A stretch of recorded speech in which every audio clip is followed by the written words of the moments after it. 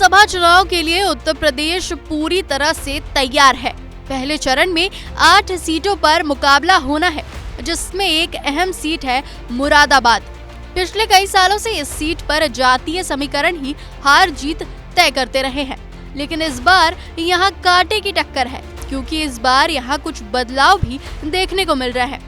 वैसे तो पिछली बार के लोकसभा चुनाव में सपा के टिकट से एसटी हसन ने बड़ी जीत दर्ज की थी, तो वहीं बीजेपी के सर्वेश सिंह दूसरे नंबर पर रहे थे और कांग्रेस को तो काफी कम वोट मिले थे। लेकिन इस बार सपा ने इस सीट पर बदलाव कर दिया है और इस बार एसटी हसन की जगह दूसरे प्रत्याशी को मैदान में उतारा है।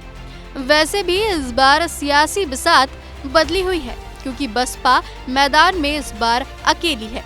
सपा ने 2024 चुनाव के लिए इस बार सपा की पूर्व विधायक रुचि वीरा को उम्मीदवार बनाया, तो वहीं बीजेपी ने लगातार तीसरी बार सर्वेश सिंह को चुनावी मैदान में उतारा है और बसपा ने इरफान सैफी पर भरोसा जताया है।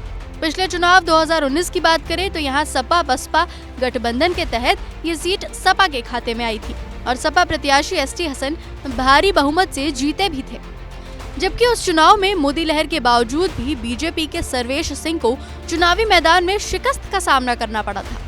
उससे पहले 2014 चुनाव में बीजेपी के सर्वेश सिंह ने इस सीट पर बड़ी जीत दर्ज की थी।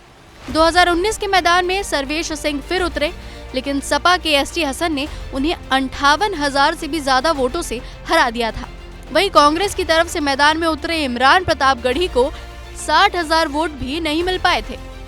मुरादाबाद सीट पर अभी तक कुल 11 मुस्लिम प्रत्याशियों ने जीत का परचम लहराया है, जबकि 6 बार दूसरे उम्मीदवारों को मौका मिल पाया है। देश की आजादी के बाद से ही इस सीट पर कांग्रेस को 2 बार जीत मिली। 2009 में जब कांग्रेस ने क्रिकेट के पूर्व कप्तान मोहम्मद अजहरुद्दीन को उतारा था, तो उन्होंने ये सीट अपने नाम कर ली थी।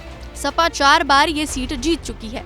मुरादाबाद के जातीय समीकरण की बात करें तो यहाँ 45% से भी ज्यादा मुसलमान है और ऐसे में चुनाव में हार जीत पिछले कई सालों से यही वर्ग करता है। इसके अलावा अनुसूचित जाति के वोटर की भी इस चुनाव में निर्णायक भूमिका रहती है, जो कि करीब 10% के आसपास है। लेकिन इस बार सपा की स्थिति इस सीट पर ठीक नहीं दिखाई दे रही है, क्योंकि सपा ने एसटी हसन का टिकट बदलकर रुचि वीरा को दे दिया है। ऐसे में अब एसटी हसन द्वारा बगावत देखने को मिल रही है, तो इससे सपा को नुकसान भी हो सकता है। वहीं बसपा प्रत्याशी उल्टा एसटी हसन का सहारा लेकर अपने प्रचार में जुट गए हैं। ऐसे में अगर इस बार वोटों का बंटवारा हुआ तो उसका फायदा बीजेपी को मिल सकता है, लेकिन इसका अभी फिलहाल इंतजार करना होगा।